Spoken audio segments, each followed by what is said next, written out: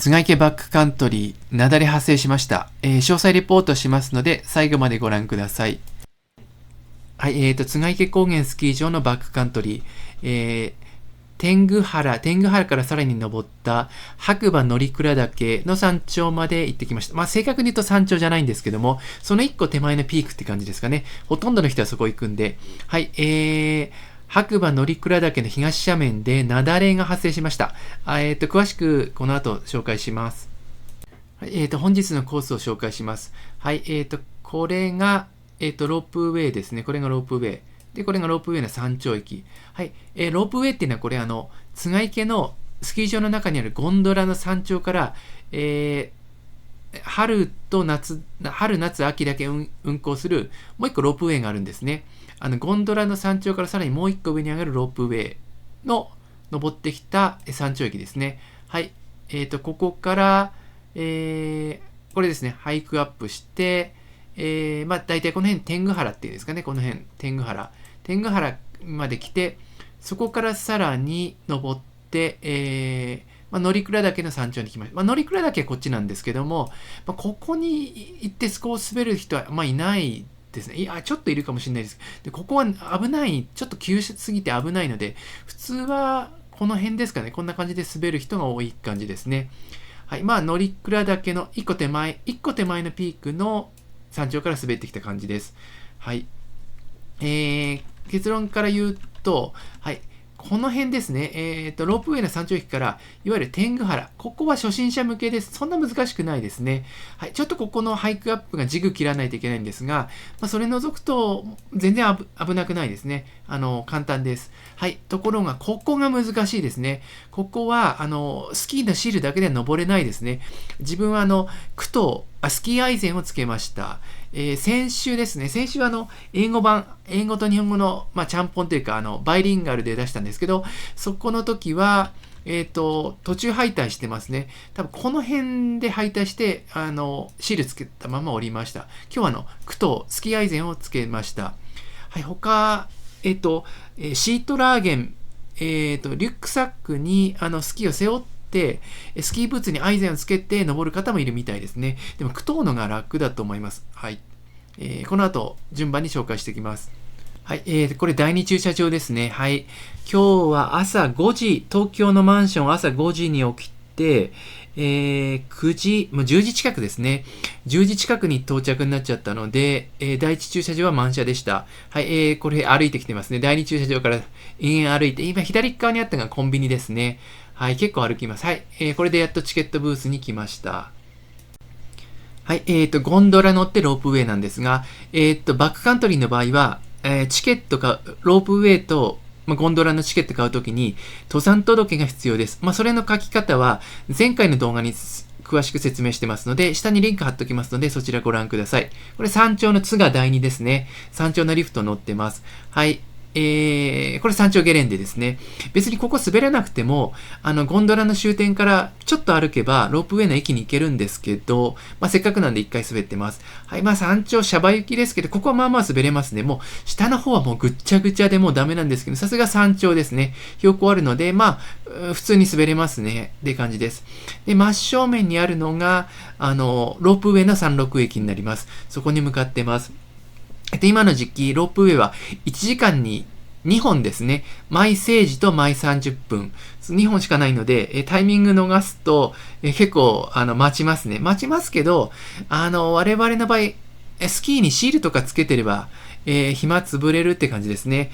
リュックサックの中整理したり、ちょっとパン食べたりとかして、あと、スキーにもうあらかじめシールつけちゃうんですね。そうすれば、暇潰れる感じですね。30分ぐらいって感じです。あと、要注意点は、このロープウェイの山麓駅にはトイレがない。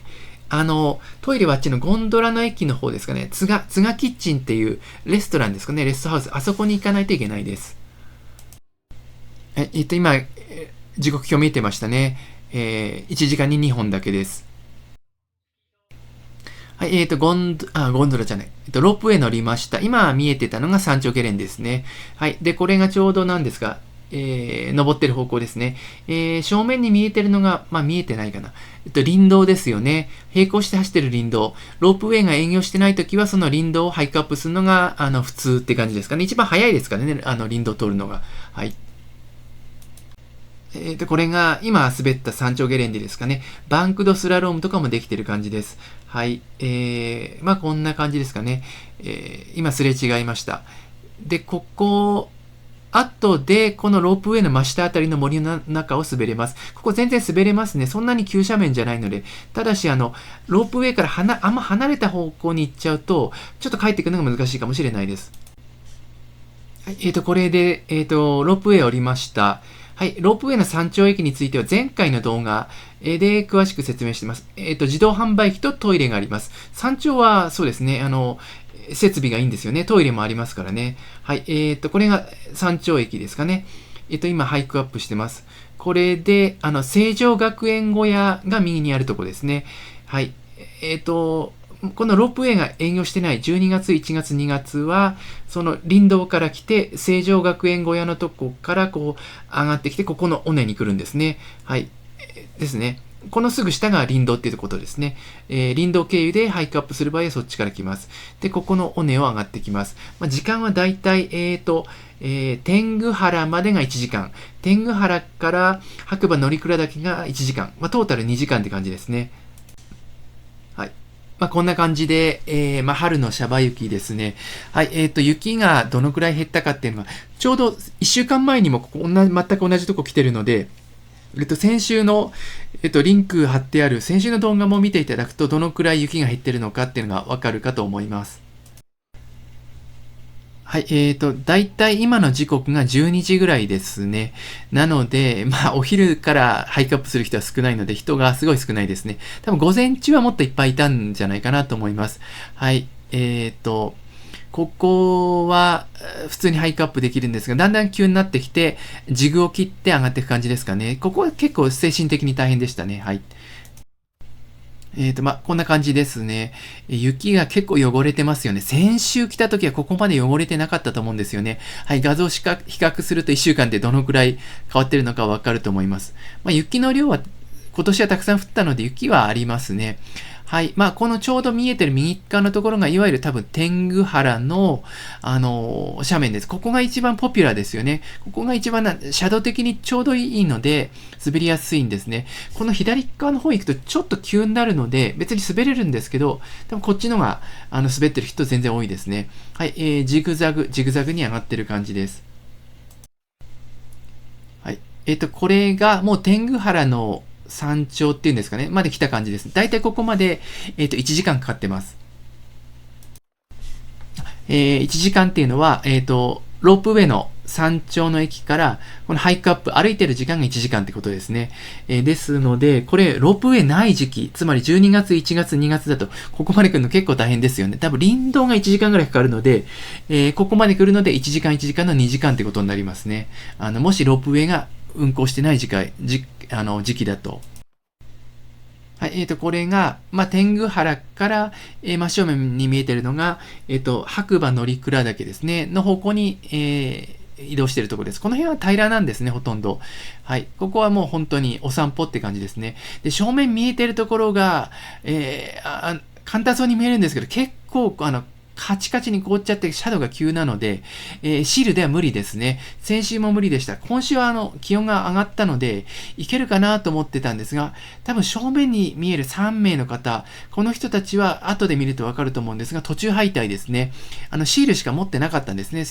前方の3名の方は。で、前方に見えるこの左側に曲がっていくカーブのあたりでもグリップしなくなって、登れなくなった感じですね。はい、今回はスキーアイゼン、クトをつけます。はい、先週はこれ持ってこなかったんで、自分も登れなかったんですね。はい、これつけると、全然違いますね。車で言うと、スタッドレスタイヤにさらに亀の子チェーンを巻くような感じですね。もう全然違いますね。他、シートラーゲン、背負ってる方もいらっしゃるんですけど、いや、このクトのが全然いいと思いますね。やっぱり、スキーの方が歩きやすいですからね。はい。あと、ここで一応、アバランチビーコン、雪崩ビーコンを体に巻きました。はい。こんな感じで白馬乗鞍岳に、登ってるとこですね。はい。やっぱりクトをつけると歩きやすいですね。はい。この下のハイクアップの足跡見るとみんなクトをつけてますよね。はい。クト自分のは何ですかね。マーカーっていうビンディングの専用品なんですけど、ビンディングメーカーが作ってるクトなんですけども、汎用品っていうんですかね。ゴムバンドで巻くようなタイプの方もいるので、まあ、それでも大丈夫だと思います。はい。こんな感じでハイクアップしてます。やっぱりクトをつけると、ここはもう圧倒的に楽ですね。というか、ここは、右に傾斜してるので、シールだけだと、もうだんだん、右の方に落ちちゃうんですよね。とてもラインをキープできなくなるので、無理ですね。かといって、つぼ足もここ厳しいですよね。なので、つぼ足だったら、がっつり、スキーブーツにつく、あれですよね。アイゼン。をつければいいと思います。はい。まあ、やっぱクトーのがおすすめですけども、はい。こんな感じで、まあ、クトーをつけてもがっつり、食い込ましていく感じですね。はい、時間的にちょっと前後するんですが、これ、雪崩のシーンですね。今の画面のちょっと時間的に前のタイミングの、スマホで撮影したもんですね。こっちのが画質がいいので、はい。今見えてるスキーヤーの方がトラバースをして、この雪崩が起きた感じですね。まあ、この量だと別に埋まらないけど、こけますよね、これ食らうと。こういう感じですね。拡大しました画面を。で、今起きた雪崩がここですね。ありますよね。ここが雪崩になってます。で、原因は、ちょっと画面に映ってたスキーヤーの方がこれトラバースしたんですね。こういう風にトラバースしたところ、ここが原因ですね。ここが原因でズルズルっときたって感じですね。はい。まあ、このぐらいだったら別に埋まらないですよね。埋まらないけど、こけますよね。って感じですね。食らうとこける感じですね。でも危ないですよね。まあ、ここは、超急斜面じゃないからこれぐらいで済んだんですけども、もうちょっと急斜面の方行ってると、こういう感じでトラバースした人が原因でドーンって落ちてくる可能性あるので、気をつけた方がいいですね。はい。これは雪崩が起きた後ですね。ショート動画用に縦で撮ったんですけど、まあこんな感じですね。はい。まあ、そんな大きくはないですよね。はい。はい。ここ結構上がってきました。ここで左に90度曲がるんですね。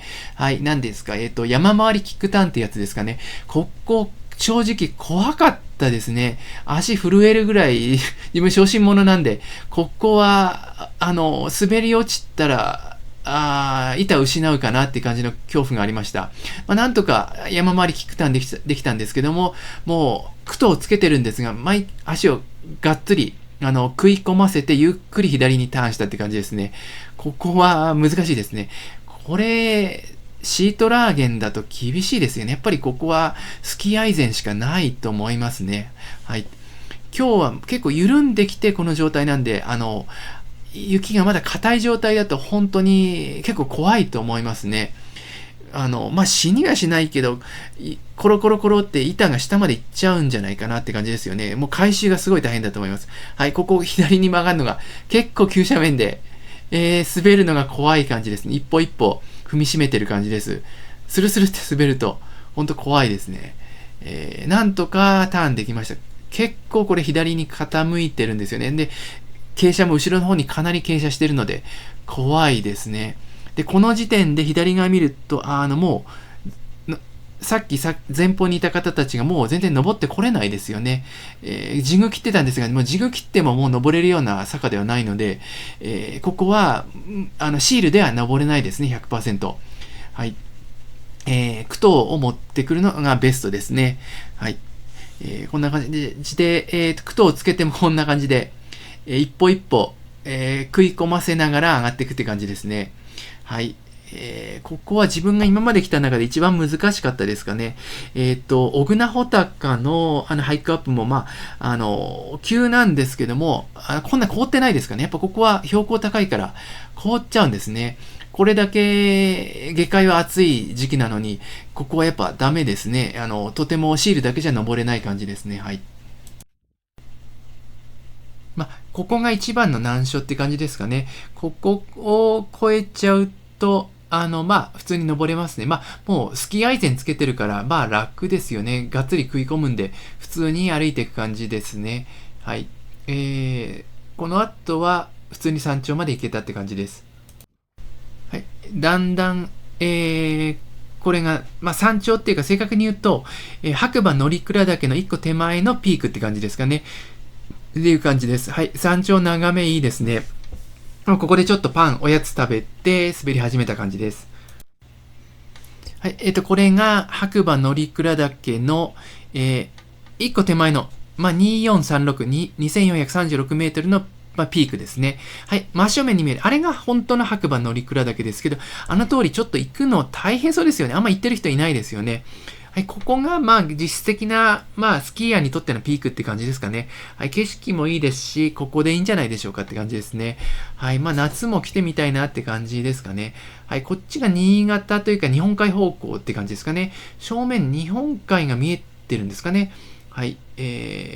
こんな感じですね。とても景色がいいです。はい。はい。こんな感じで、今いるのが、ここですかね。2436のピークで、本当の乗鞍岳はここって感じですね。はい、見てわかるように、ここの辺、崖みたいになっていて、ちょっとこう滑るのは危ないと思いますね。なので滑るとしたら、こう来て、この辺って感じなんじゃないでしょうかね。と思います。はい、この辺も崖とかありますよね。滑れるのかもしれないんですけど、危ないですよね。で、一番、やっぱり多くの人が滑ってるのは、こういう感じですよね。天狗原の方から行く感じですね。ここもこういう感じで崖がありますからね。危ないと思います。滑れるのかもしれないんですけど、危ないですよね。なので、結局ハイクアップしたレーンの方向に沿って、滑るのが安全なんじゃないかなと思います。で、シール外すときにこれ撮影しました。こんな感じですね。スキーアイゼン。はい、これで食い込む感じですね。これやっぱあった方がいいですね。はい。はい、ここでシール取りました仮想モードです。はい、ここがお待ちかねのお楽しみタイムなんですが、この時点で時間が午後2時半ぐらいなんですね。結構時間食っちゃって、周りも人いないんですよね。もうみんな多分、こういうバックカントリーは午前中に来ますよね。もうみんな降りちゃって人がいなくて、ちょっと心配ですね。ここで事故ったら周りに誰も人がいないって感じですね。なので、ビビりながら、滑ってます。もう周りに誰も人がいないですね。はい。ここは簡単ですね。ちょうど、ハイクアップしたレーンに近い方で降りてます。右の方とかも滑ってる人いるんですけど、ちょっと危ないかもしれないですね。はい。こっちは多分人がいっぱい、トレースがいっぱいある感じですね。こちらの方が安全だと思いますね。はい。はい、こんな感じで、普通に滑れますね。雪の状態は、今4月って考えたら、その割にはすごいいいですけど、シャバ雪で、なんとか滑れますね。怖えな。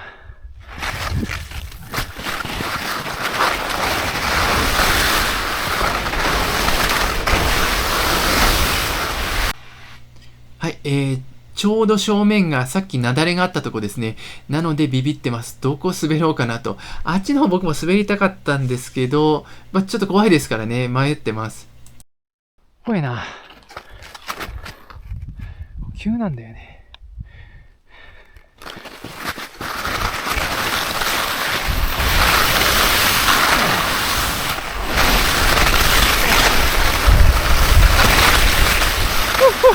これはちょっと危ないっちゃ危ないな。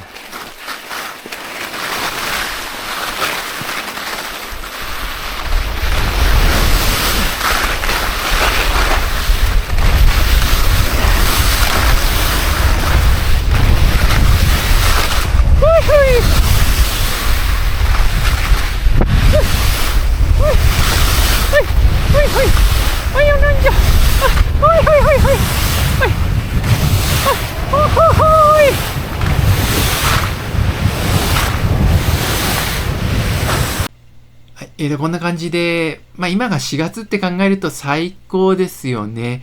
トップシーズンのドパウとか、そういうのと比べちゃいけないですけど、4月でこれだけ気持ちよく滑れるの本当すごいですよね。はい、これでだいたい乗鞍岳の斜面を割って、真正面が、天狗原の方向ですね。天狗原の方向に向かってます。はい、ここ右の方も多分滑れるんですけど、なんかほとんどの人は一旦天狗原戻ってますよね。トレースの数が断然と天狗原の方が多くて、ちょっと心配なんでそっちの方に行ってます。もしかしたら全然右の方行ってもいいのかもしれないんですけど、ちょっとよくわかんないですよね。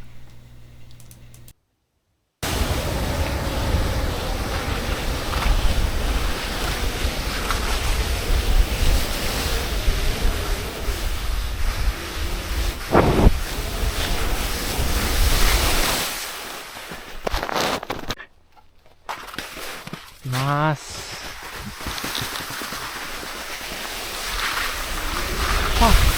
ポンポンポン。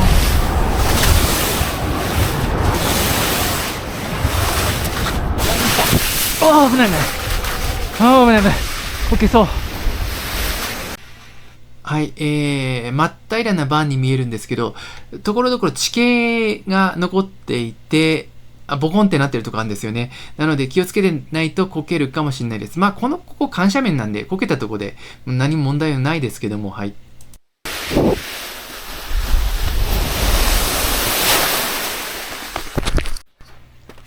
はい、このまま真下に滑ってけそうなんですけど、トレースがないんですよね。はい、なんか、雪崩のリスクがあるのかなと、ちょっと怖くなって、この先左にトラバースしてきます。この先まっすぐ左の方に行くと、ハイクアップしたとこですね。天狗原に向かって多くの人がハイクアップしてる、成城学園の尾根に行く感じですね。はい、これ右の方も滑れそうなんですよね。谷間に向かって。ちょっとなんか誰も行ってないのでやめときますね。やっぱ誰もトレースがないところちょっと行くのやめときます。で、こっち側の、なんですかね、天狗原の、大斜面というんですかね。なんかロッテ新井の大斜面みたいな、ちょっとイメージなんですけども、こっちは何しろ人が多いので、いっぱい人がいて、こっちの方が安全なのかなと思ってそっちに来てます。ということで結論としては、ここはハイクアップの多くの人がハイクアップしているとこと同じあたりを滑るのがなんか定番ルートみたいですね。シャドウ的にちょうどいいんですよね。ハイクアップできるってことはイコールそんなきつくないって意味ですからね。ここはこんな感じでもう人がわんさかいるんですよね。なのでここがいいのかなと思いますね。あんま誰も滑ってないとかちょっと危ないですからね。いけるかな。はい、こんな感じで、ここはちょっと雪汚いですけど、滑りやすいですね。おいおいおい、おいおいおい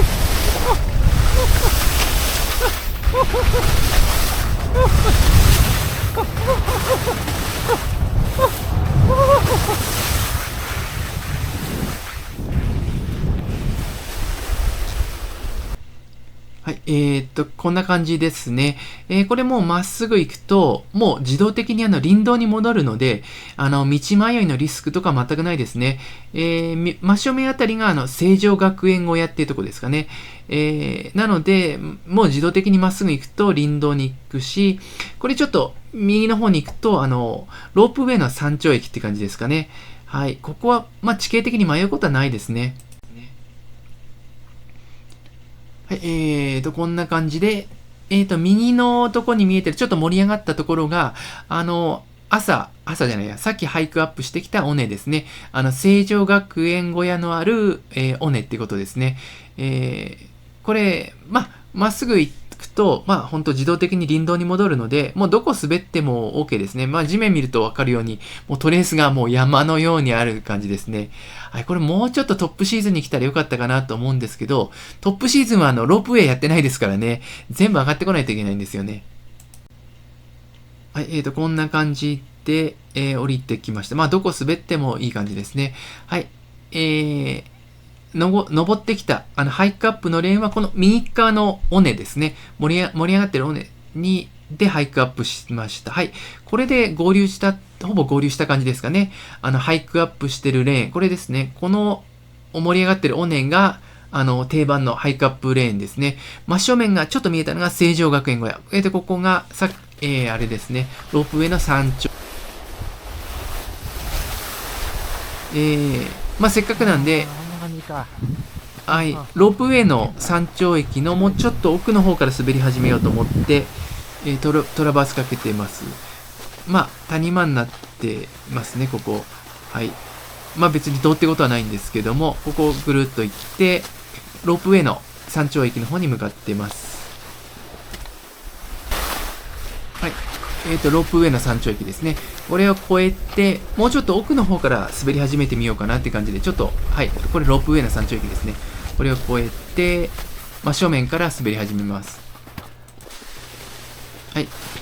これロープウェイ、左側にロープウェイの山頂駅が見えてて、ここから右の方に行こうとしたんですが、崖になっちゃってて行けないんですよね、結局。ということで、1週間前と同じはい、こんな感じですね。これははい、誰か滑ってる人いますね。はい、真正面ですね。はい。ということで、右側に降りられないので、もうちょっと森の中行きます。はい。ここはもう、適当に行っても大丈夫ですね。ただ注意点としては、右に行き過ぎると、スキー場に帰りにくくなるので、左側のロープウェイのラインを見てて、ほどほどにロープウェイの方に寄せていく、左にトラバースをかけていくっていうとこですかね。はい。それ以外に気をつけてれば、もうツリーランしてもいいですし、右の、沢っていうか、谷間ですかね、を滑ってもいいですし、もう自由ですね。ということで、自分はこの右の沢の方に行こうとしています。というんですが、ここ崖なんですね。なので、なかなか入れないという感じで、もうちょっと上から回ってこないとダメだったんですかね。はい。なので、成城学園小屋の尾根ではなくて、もっと最初から右側でぐるっと来た方が良かったのかもしれないですね。はい、こんな感じ。ここから、右の方にだんだん入りやすくなったので、沢の地形っていう感じですかね。に降りていく感じになります。はい、ここで、右の方に降りていきます。降りられないか。で、もうちょっと下行くんですかね。やっぱこの右の沢の地形がやっぱオープンになってるんで、ここが人気あるみたいですね。いっぱい滑ってる人いる感じですね。こんな感じですね。このロープウェイの下って、あまり情報がなくて、心配な方いるかと思うんですけども、全然大丈夫ですね。適当に入ってきても全然、OK ですね。ポイントとしては、一応 GPS は持っといて、ロープウェイの山麓駅をちゃんとメモリーしといて、そっちに向かっていけば平気ですね。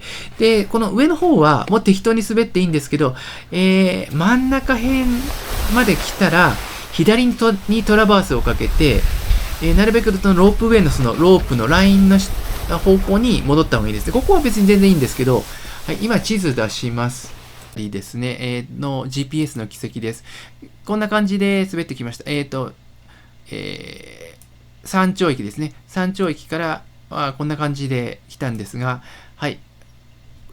見るとわかるように、ここが崖ですよね。ここが崖ですよね。なので、なかなか降りられないと。なので、こう入んなきゃいけなかったんですね。はい。津賀池ヒュッテの方から入んなきゃいけなかったんですね。で、オープンバーン。オープンバーンは多分この辺ですよね。オープンバーンがドーンと。なので、こう入ってきてオープンバーンこう滑るのが良かったのかもしれないですね。はい。で、あと要注意点としては、はい。あれ。ですね。この谷間、ここに落ちちゃうと、帰還しにくいですよね。この尾根が超きついですよね。ここの尾根が。ちょっと見にくいかな。おそらく、こう落ちちゃうと、ここが上がれない。等高線が、この尾根がすごいきつくて、こういう風に上がれないですよね。ここに落ちちゃうと。なので、この川ですよね。埋まってると思うんですけど、この川に落ちないようにするために、こっち側にトラバースかけなきゃいけないんですね。で、なので、多分、この辺ですかね。自分、こういう風に入ってきてるので、まあ、別にここじゃなくてもいいんですけども、この辺では、こっち側になるべく来た方がいいですね。で、この森からこうロープウェイの下に戻ってくると。なので、この津賀池ロープウェイの下を滑りたい方は、大雑把に言うと、上の方、ここは自由、ここは自由。で、だいたいこの真ん中辺ぐらいまで来たら、左にトラバースかけて、ロープウェイの下の方になるべく行くって感じですね。で、ここに落ちると、この川の方に落ちると、戻ってきにくいです。ここはおそらく上がれないですよね。ただ、シールですか、とか、ハイクアップする道具持ってたら別に何の問題もないと思うんですよね。単にここハイクアップすりゃいいだけの話なんで。なので、ポイントって、ここに来る前に、この辺ですね。やっぱこの辺でトラバースかけた方がいいと思います。はい。はい、さっきの地図で言うと、この辺まだ大丈夫なとこですね。ここはもう自由にまだ滑ってよくて、もう右の方もいいですし、左でもいいですし、自由に滑っていい感じですね。で、ちょうどこの画面の真正面、真正面の V 字谷あたりは行かない方がいいって感じですね。V 字谷に落ちる前に、左にトラバースかけるべきですね。なので、ここはいいんですよね。で、前方、これまっすぐは行かない方がいい。ここを左に行った方がいいですね。結構左に行ってるトレースありますよね。そうですね、ここですね。ちょっと登るんですけど、多分これで左に上がるべきですね。今のところ右に行っちゃうと、川の方に落ちちゃうと思いますね。ハイクアップとかスノーシュー持ってりゃいいんですけども。はい、で、おそらく今の現在地がこの辺ですかね。この辺だと思いますね。で、GPS にこのマークつけたのが、この辺で左にトラバースかけようっていう目標にしてたところですね。多分この辺ですね。はい。これを画面の右側って言ったのは多分こっちですね。こっちに行くと上がれないですよね。上がれなくて最終的にこっちに行っちゃうので、はい。やっぱ今行ったとここが限界ですね。はい。左に行くのが分かれ目。右に行くと、この等高線見る限り上がるのが、不可能じゃないですけど、まだ上がれると思うんですけど、結構めんどくさいですね。はい。はい。こんな感じで、さっきのクリティカルポイントっていうんですかね、左に入ってきた森の中ですね。こんな感じで自由に滑れますね。で、ここから先、もう一回左側に降りて、沢があるんですね、左側に。その沢に降りると、もうその沢は、ロープウェイの山麓駅に行くって感じですね。はい。ここを自由に滑ってよくて、右に行っちゃいけないんですね。この先で、ちょっと左に見えてるんですけど、左の沢に降りていく感じになります。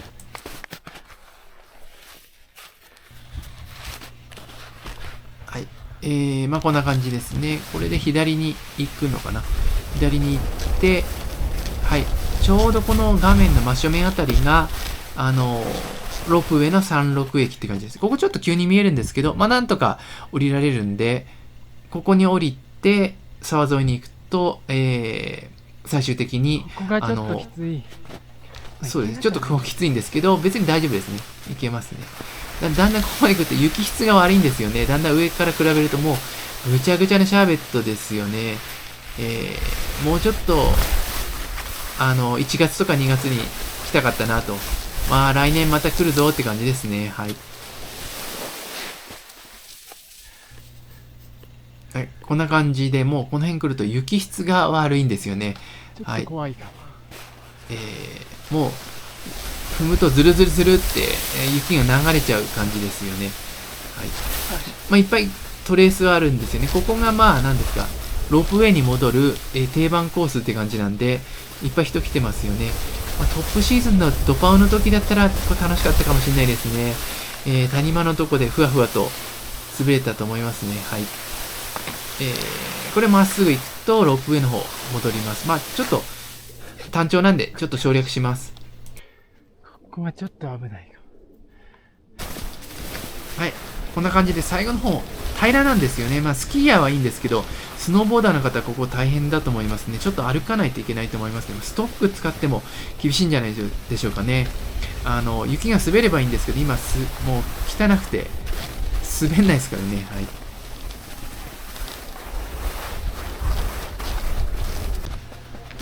はい、戻ってきました。はい、これでゲレンデ戻ってきました。は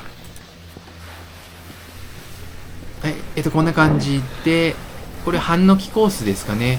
もうぐちゃぐちゃって感じですね。雪汚いし、正直、ゲレンデの中は滑る価値ないですね。やっぱバックカントリー、今の時期もバックカントリーしかないですね。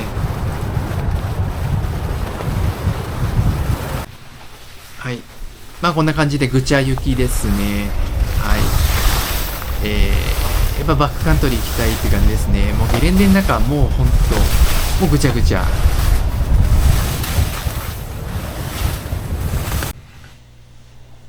はい、これで下まで降りてきました。下の方雪質はもう厳しいですね。あまり魅力はないって感じですね。はい。今日滑った、津軽池高原のバックカントリー、山スキールート201っていう本に詳しく載ってますね。多分そちらを見た方のが、詳しい解説載ってると思うので、下に Amazon のリンク貼っときます。別にAmazon 以外でも、楽天とか Yahoo の eBooks Japan とかですかね。そういうのにも、この本買えると思いますので、お好みのところから買ってください。はい。どうもありがとうございました。また、まだ頑張ってスキー行きますので動画出します。チャンネル登録とグッドお願いします。はい、この本には、白馬乗鞍岳周辺っていうところに、この津軽池高原のバックカントリーが載ってます。津軽池高原バックカントリーっていうよりも、白馬乗鞍岳とか、天狗原、バックカントリーみたいなキーワードで探した方が情報出てきやすいですね。はい。下降りてきました。第2駐車場なので歩きが大変ですね。はい。ここからずっと10分ぐらい歩きますね。はい。スキーブーツだと辛いです。はい。ご視聴ありがとうございました。